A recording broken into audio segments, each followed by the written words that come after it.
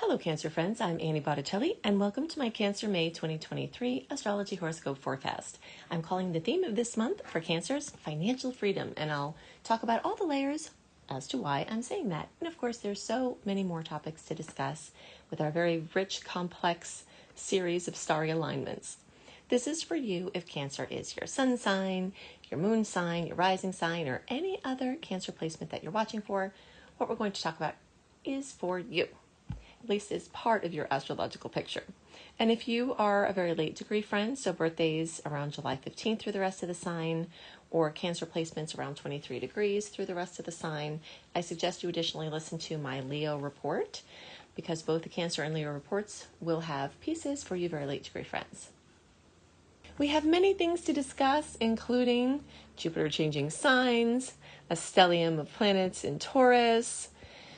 We've got the lunar eclipse in Scorpio on May 5th at 14 degrees. We have Mars changing signs. We have Venus changing signs. So let's just get into the layers of relevance for you. All right, so the first thing that I am using to illustrate this energy of financial freedom, and of course I have to give my disclaimer here, the title speaks about the topic coming up for you. Does it mean that everyone within the sound of my voice that has Cancer placements is going to have financial freedom this month? Of course not. I would never make such a claim. However, the topic of finances and getting to your freedom and what that personal freedom means to you is what we're going to talk about, because that is what the stars is bringing up, is the topic. And for many of you, it will actually be the outcome, and that will manifest in a very literal way.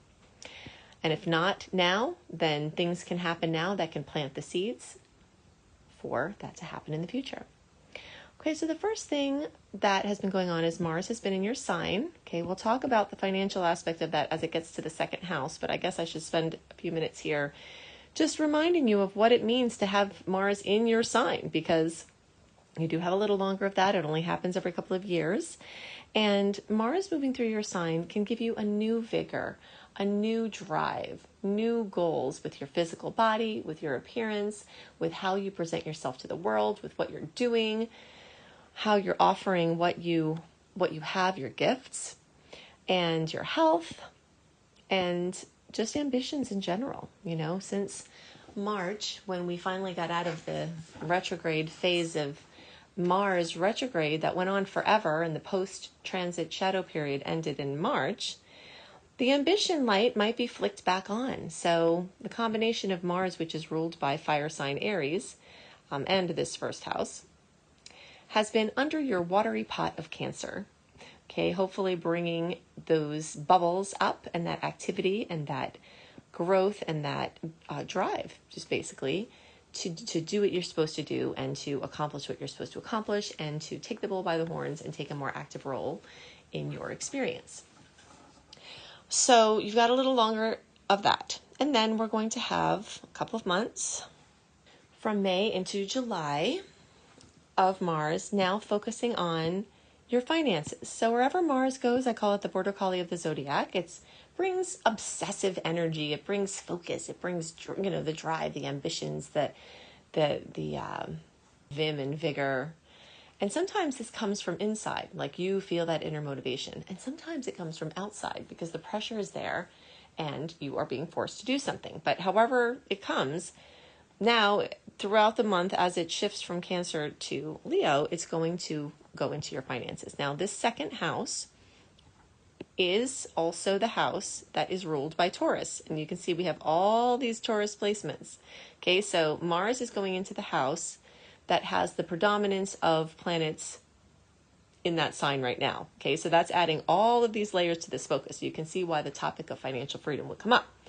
We've got star goddess Astraea, transiting North Node, star goddess Vesta, the Sun, Mercury, the planet Uranus. We've got the big behemoth Sedna. We've got star goddess Juno.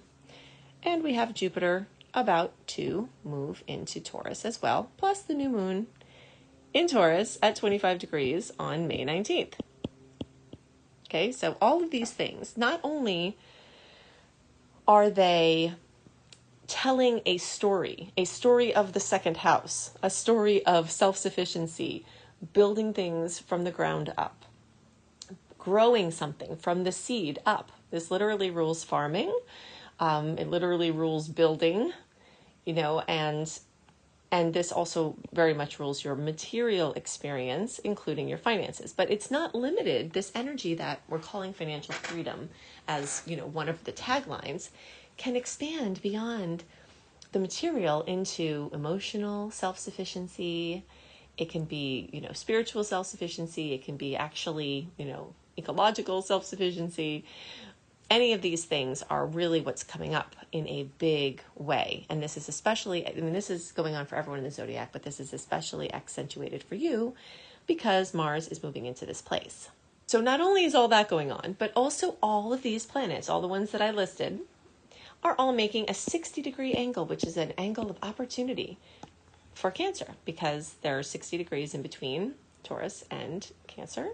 And so as these planets have moved or will be moving, so this is, over a period of time, some of these are very long-term planet transits. Some of them are short-term planet transits. But during that time, it's bringing these opportunities for you to increase your financial consciousness, increase your self-esteem and feeling of worthiness to earn, increasing your education that will make you more likely to be able to command more income, increasing your knowledge to be able to be more sustainable and leave a lighter imprint if that is your goal. So all of this is happening, and for all of these many Taurus placements that I listed, those are all opportunities. Like I call the ingredients on a counter, where someone gives you ingredients to make a pie. So you can't say, Annie, where's my pie?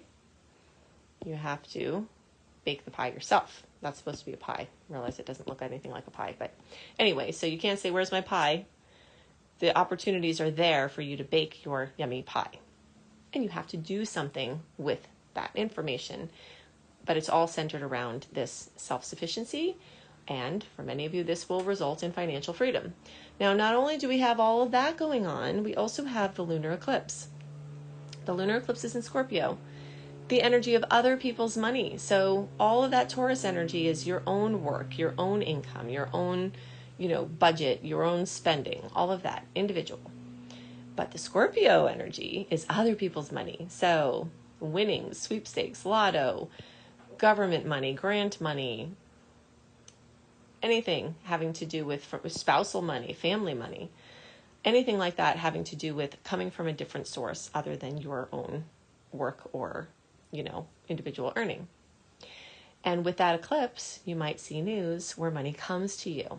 Okay, so this is, could come in the form of a bonus at work. It could come in the form of a raise. It could come in the form of an inheritance. It could come in the form of just anything that I had listed. So many of you will have that experience, or a side gig, or something like that, or a new job. So as that happens, so again, that's going to be May 5th. It's a 14-degree Scorpio eclipse. Scorpio ruling other people's money or shared resources. Also taxes, credit, debt, things like that. House could be paid off. Debt could be paid off. Credit cards could be paid off. Anything like that. So let's talk about the timeline of this Scorpio Taurus cycle. So at the end of 2021 through the end of 2023, we've got the Taurus Scorpio eclipse cycle. So during this time, a lot of this energy of my stuff versus your stuff, our stuff versus my stuff, my autonomy versus our shared vision is what's being reshuffled around, okay? If you want to have some context, think back to late 2012 through late 2014. There was a similar shuffling around of individual energies and shared energies then. And then late 2002 through early 2005. Think about the type of shuffling around that went on then. I often have the question, Annie, something terrible happened then. Is it going to happen now? Maybe, maybe not. But most of this, is going to be flavored by the different stars that we have now. So even though we've got the same Taurus Scorpio eclipse cycle, we don't have the same other starry lineups as we did in those times. So there isn't an identical situation that's being created here. So the odds are that there may be similar themes, but that, the potentials for manifestation are endless. So eclipses bring radical endings and shiny new beginnings. They bring opportunities to clear karma at a crazy rate. So something you've been working with, a pattern, a way of being that hasn't been working for you. This is the type of energy that can crack you out of it, where you look behind it and be like, wow, I went through something, but now I feel like so much is cleared and so much is opened up, and the new horizons, the doorways to the future are really just right for you to pass through. Again, this is the topic of financial freedom, because the story of the money thing is just showing up in your chart all over the place. Not to mention, of course, that Pluto has recently gotten into Aquarius, and Aquarius rules your 8th house of Scorpio, which rules all of the other people's money. So you can see, and this happens very often in charts, sometimes we'll see one strand of something going on, and that's one line of potential manifestation. But when you have multiple energies that feed in to tell the same story, it increases the chance of manifestation. And that's what's going on in the chart for Cancer. Now, this Pluto transit is super long. That's going to be like 20 years.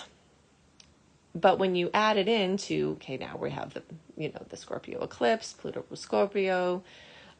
Pluto's moving through the house that it rules, which is the 8th house. All the Taurus energies, which are the polar opposite of the Scorpio. They're all relating to money, and it's not just money. It's how you relate in the material world. Some people don't feel like they belong in a world that's so material. And there are lines of this energy that can have to do with inner riches and really have nothing to do with actual money. So it's more the energy of resources. And, in today's day and age, resources are often linked to something financial because of the necessity for the money for many people to live. But there are some new options that are deepening. And so we'll talk about that now. So the 11th house, which is so predominantly, if you're listening to the podcast, you don't have the visual. If you want the visual, you can go to Annie Botticelli YouTube, my homepage, and look for Cancer May 2023, and then look at the YouTube version of this to get the visual. And if you're watching the visual and you're like, what the heck am I looking at? I hate this. I just want to listen to the report. You can either scroll up in the screen so that the video is off screen, but you can still hear it, or you can search for Astro Kisses with Annie Botticelli and find me on Spotify or anywhere else and listen to the audio version. Okay, so you've got options. I am very, trying to make everybody happy is not ever going to happen, but I do try. So for everyone that's told me they don't want to see the chart, I've got options. For people that tell me they want to see the chart, we've got options. All right, so everybody's happy now. Okay, so back to this 11th house. If you were not looking at the chart, I will tell you what is happening. All those Taurus placements that I listed before, 1, 2, 3, 4, 5, 6, 7, 8, 9 of them plus the new moon, so that's 10 placements essentially, are all in your 11th house. It's a very crowded field of experience for you. Houses are fields of experience. And this field of experience relates to community. It could be virtual, it could be in person, but it's a community. It's a gathering of people with like-minded goals or a shared experience of some kind. Teams, groups, organizations. So there are some new options that have always been available, but they're opening up more for financial freedom through, we'll call it barter or exchange of things other than direct currency. Anything that you can imagine. And I'm going to talk about this in a different video series, because Pluto moving into the sign of Aquarius, which rules this 11th house, is going to open up a whole new world of experience and potentials along these lines. But Cancer is getting a sneak peek here. This 11th house that's also, very so lit up for you, it also rules internet-based projects, technology, inventions, things like that. So you might have a really good idea of something that you want to bring forward to help humanity. And it could be an entrepreneurial effort as well. I call this spiritpreneurialship, where you're following your passion and doing what you're led by spirit to do in a way that helps other people and involves creation of a business that's industry for you to be sustaining yourself. So a lot of that is opening up for you. And not only is some of this energy really lit up in the short term, but Jupiter is moving into Taurus. So you're going to have an entire year of Jupiter flavoring this house and expanding it, and could add to, give you more friendships, deeper friendships, better friendships, feeling like you're a part of a tribe, a group of people, a community, and just expand your networking capacities. Okay, so something very exciting that's going on as well, and this can be along the same lines of the financial freedom that we talked about before, has to do with Saturn moving into fellow water sign. Okay, so any placement in a fellow water sign makes a 120-degree angle with your placement, and now you've got 3 years from 2023 to 2026 where Saturn is at work trying to help you to do Saturnian things, which again is to navigate the material world, okay? And so this can be very spiritual. And I actually have in my exclusive content portal at AnnieBAstrology.com, Annie, the letter B, astrology.com. And this link is underneath the video in the podcast too. I have my detailed report on Saturn and Pisces, but I am going to, if it's not already, it might be available by the time you listen to this, it might not, a series on shorts, a short series on Saturn and Pisces. Okay, but I'll give you a couple of tidbits here. Saturn is a ruler of the material realms and manifestation. Pisces is a ruler of the spiritual zone where everything is one. And so navigating, matching, and building bridges between those places is going to be one of the missions of this transit. And because it's in such a nice angle for you, it's going to help you really bridge these gaps and build bridges basically between your intuition and your material experience to make your material experience more meaningful. And again, when I say material, it's not necessarily money. It's like navigating through, being in form, essentially. But it also could relate to your finances. So you can see all the lines of energy about this, the quest for financial freedom. Sometimes financial freedom comes from just changing your perspective. And the 9th house, where Saturn is moving for you for the next 3 years, is the house of perspective. It's the house of Sagittarius. And so changing your mind about what you have could give you instant abundance. And that's something else that could change. So we talked about many different facets of how financial fortune could be changed. And a lot of that can also have to do with perspective of seeing something a different way and then it instantly being a different way. Saturn moving through the 9th house might also mean that you're building something, building a book, building a course curriculum, something that's ruled by the 9th house, teaching, learning, international business, different languages, different cultures. For some people, it would be also travel. You're building something as it relates to your passion. So, a passion project that has to do with sharing information with other people that makes you feel fulfilled.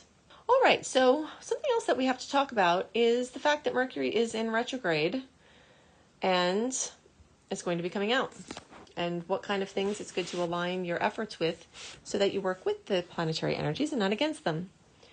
April 7th, we started the shadow period of Mercury retrograde, the pre-shadow period. April 21st, 20th, 21st, depending on your time zone, we went into retro. Okay, between May 14th and 15th, depending on your time zone, we get out of retro. Okay, so the retro period is April 21st through May 14th or 15th. And then from May 14th or 15th through May 30th is the post-retrograde transit. Retrogrades are very important to follow because they bring increases in certain types of experiences. And so if you know these things beforehand, you can align more fully. One thing that tends to happen is that plans get changed or called into question. Things that were secure become shaky. And that capacity to see further ahead and plan further ahead and strategize, and, that can disappear, where you get very present moment, and this is a nice cycle that the universe gives us for if we start to get out of whack, where we're not in the present moment as much, and we're planning and we're thinking and we're strategizing. this retrograde energy makes it hard to do that. So if we're not on our own volition pulling back and getting centered, the retrograde gives us the opportunity to do that because we can't actually see very far. Where usually if you see all these steps ahead of you, and I'm going to do this, and I'm going to do this, and I'm going to do this, it makes it so that there's a fog between you and any more than one step ahead of you. All right, so through around the first 3 weeks of May, it's going to be like that, where you just are the spider dealing with whatever comes into your web. Where you're on the shore watching what, the water brings up for you. Clearing out clutter, researching, wrapping up loose ends, knowing that there's going to be some confusion, being in the moment, not forcing anything, knowing things you do now may be short-term or different than you think. And if you leave yourself unscheduled, first of all, you'll have the benefit. And of course, obviously, we have to schedule certain things in life. You have family, you have things you have to do. But there are things you don't have to plan in May, like your dental visits, like your, whatever things that you could do in April or you could do in June instead, early April or June. My point is that anything you schedule in May, most of those things are either not going to happen, get called into question, or you're going to spend time on the phone or through email trying to reschedule them. So if it's not necessary, I would avoid the retrograde. If it's necessary, don't worry about it. Do what you got to do. But then as it's like May 21st and on, every day we get away from that, the time where it went direct, it's starting to get more clarity. You can start to see, further ahead, and more information has come in for you to understand the full gravity of a situation. And of course, this is all coinciding with the eclipses that are going to be delivering crazy, in some cases, life-changing news. So a lot of that news is not going to be forthcoming. It will be dripped out. So if you have to do your direct related things like launches and big decisions and things that you do that you're conjuring, certain things come to us where it's like, guess what? You have to move. Okay, well, then Mercury's retrograde, you have to move. If you're trying to plan a move and you want it to be long-term, doing that in June, May, it might be conducive to that outcome. Brand new projects, big investments, clarity, future planning, pushing, initiating. Okay, so that energy is going to be stronger towards the end of May into June. And then we're going to have a shift into Venus retrograde shadow period, and then Venus retrograde, and that's a whole other thing. So you can search for Annie Botticelli Venus retrograde and find my free resources on that. You can also go to that site I gave you before, anniebastrology.com, and sign up for my exclusive content portal and get my 2023 planning calendar, where I go through how you can align with the natural rhythms, basically. And you have that for the rest of the year. Communication will tend to go haywire. Appliances will tend to go haywire. And this is what I mean about, with the retrograde, just dealing with what comes up. All of your attention is going to have to be on the things that are happening around you. But what's good about this is that you'll leave this period having shored up things that had been developing weaknesses and you didn't even know. Like, let's say your washer was about to go kaput, but you didn't know that because it was under your conscious level, right? Seemed to you to be working fine, but it had been building as a problem. And now the problem came out. That tends to happen in the retrograde. Everything is revealed. And now you have to get a new dryer. Maybe it's an expense, it's a problem, but then you get the new dryer, and then from then on for a long time, you have it and you have the benefit of it. So anything that comes up that you attend to, you're going to have the benefits of for a while to come. Two quick things. So Saturn, these blessings that I was talking about will be happening for all Cancers, but there is a special level of blessing for you June-born Cancers for this year with the degrees that Saturn will be at, okay? But again, none of you are going to be left out of it. You can start to feel this, but there is a special significance for those of you who are in the early degree or June-born Cancers. And then that new moon on May 19th at 25 degrees of Taurus, that's going to send beautiful opportunities for all of you. But those of you in the late degrees, so 20 to 29 degrees, the closer to 25 degrees, so that's basically like July 12th through 22nd, and the closer to around, 16, 17, 18 in there, the more you get the kiss from that one. If you love astrology and you resonate with how I teach and you want to learn go to lumelife.com, Lume, life.com, and see my Becoming a Professional Astrologer Mastery Course. If you think I put a lot into my free offerings, you should see what I do for my paid offerings. It's kind of crazy. So I can help you to make your astrology business work. That's what I do. I'm a teacher. Okay, so if you've got the visual on here, you can see all these other sites, blog sites, places that you can go to check things out. But definitely either way, go and for those of you who don't have the visual, look in the notes underneath the video or podcast for the various links. But one to stand out in your mind is that Lume Life, Lume life.com, because I also have free courses there, including a course on abundance, and this financial freedom is the topic for you, so you can make a lot of headway. And there are also free wellness courses there. If you go to anniehelpsyou.com, that is the site for the interface for all the free goodies I make you, including my email newsletter, where I will send you out early, like 1 month early, delivered into your inbox, a written overview of the most notable aspects and how they may play out so that you're prepared for the time ahead. I haven't been on camera very much. You can see my beautiful self-portrait here. But here's a picture of me saying, have a wonderful month and see you next month. Bye.